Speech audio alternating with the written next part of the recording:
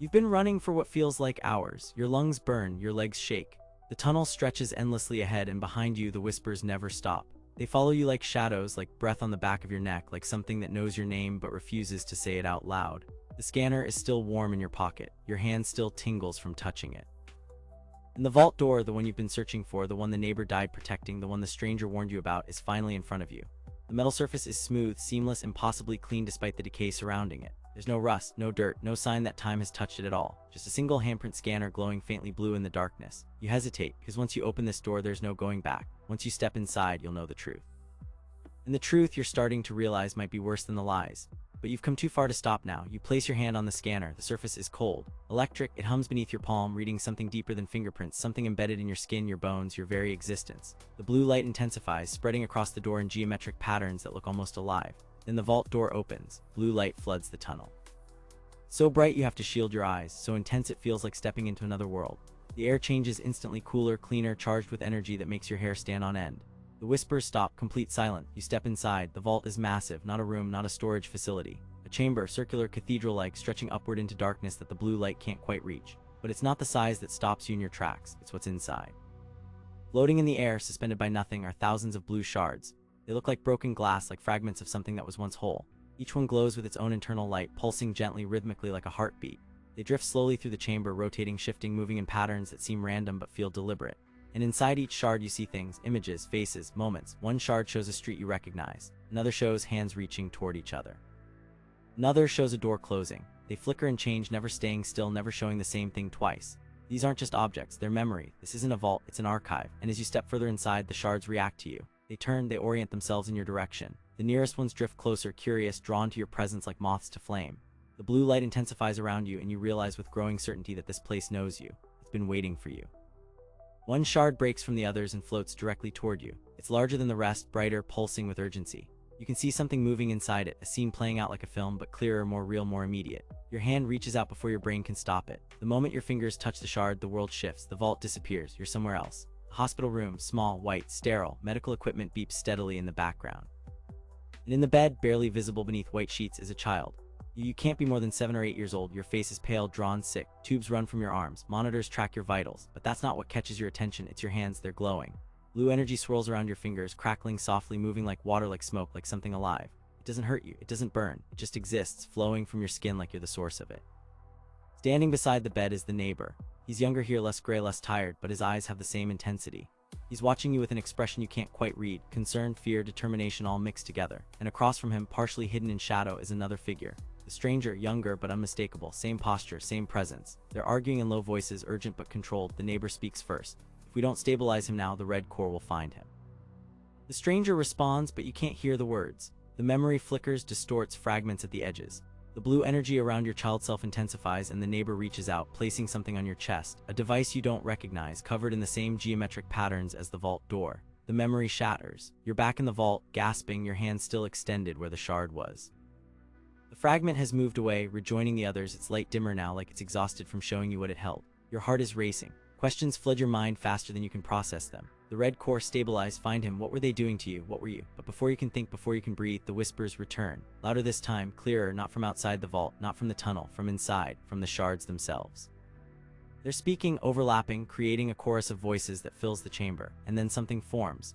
In the center of the vault, the blue shards begin to move together, clustering, connecting, building something. They merge and separate and merge again, creating a shape, a silhouette, a presence. A figure not human, not the creature, something in between. It's made entirely of the blue shards, constantly shifting, never fully solid.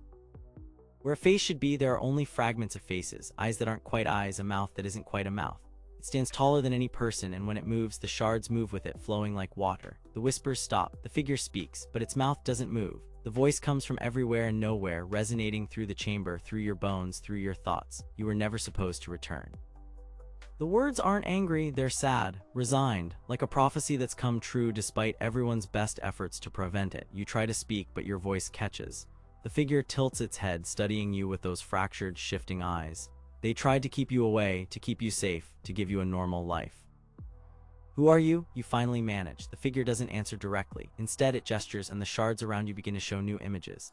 Flashes of the facility, the neighbor working late at night, the stranger arguing with people in suits, and you, always you in different moments, different ages, always watched, always monitored.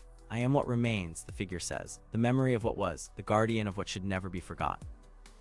Before you can ask what that means, the vault shakes. Violently, the blue light flickers, the shards scatter and reform, agitated, alarmed. And across the smooth walls of the chamber, red cracks begin to spread, thin at first like veins, like lightning, then wider, deeper, glowing with that familiar corrupted energy. The temperature rises, the air becomes thick, oppressive. The creature has found the tunnel, the creature has found you. The blue figure reacts instantly, raising its arms. The shards respond, flying together to form a barrier across the vault entrance. A wall of blue light and memory pulsing with defensive energy, but you can see it's not strong enough. The barrier flickers, wavers, the red cracks spread faster. A roar echoes through the chamber, deep, primal, filled with rage and pain and something that sounds almost like recognition. The blue figure turns to you, and for the first time you hear urgency in its voice. You must see the final memory. What? No, we need to. You must understand. A massive shard descends from the darkness above. It's different from the others, larger, brighter, pulsing with an intensity that makes your eyes water. It floats directly in front of you, waiting. The vault shakes again, the creature is getting closer. You have no choice. You touch the shard, the vault dissolves. You're in the facility again, but different, cleaner, functional. People in lab coats move through corridors with purpose. Equipment hums, lights glow steady and bright. You're in a central chamber, watching from a perspective that isn't quite your own. The neighbor is there, younger still, arguing with a group of scientists. Their voices are raised, desperate.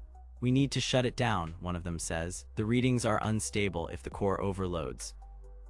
If we stop now, the red core will consume him, the neighbor interrupts. He's the key, the only chance we have to stabilize the reaction.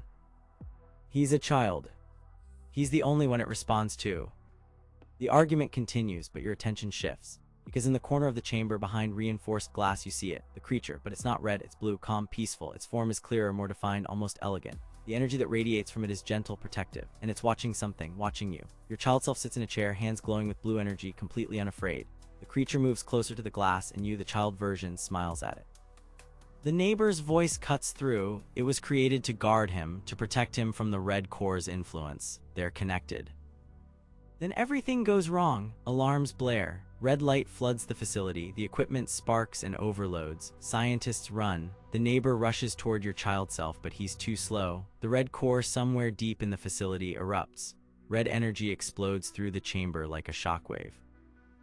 It hits the creature first, and you watch in horror as the blue energy turns red, as the calm form becomes twisted, as the protective presence becomes corrupted.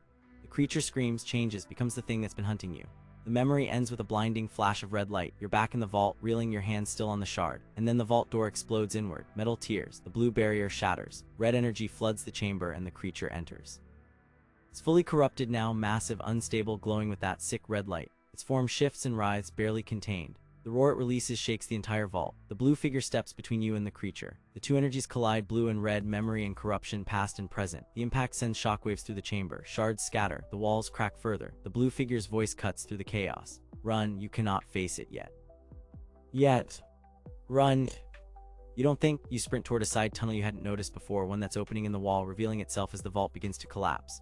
Behind you, blue and red light explode together, the energies tearing each other apart. You run faster. The tunnel shakes. Pieces of ceiling fall. The light behind you intensifies, then dims, then intensifies again. And through it all you hear one final whisper, not from the figure, not from the creature, from something else, something deeper.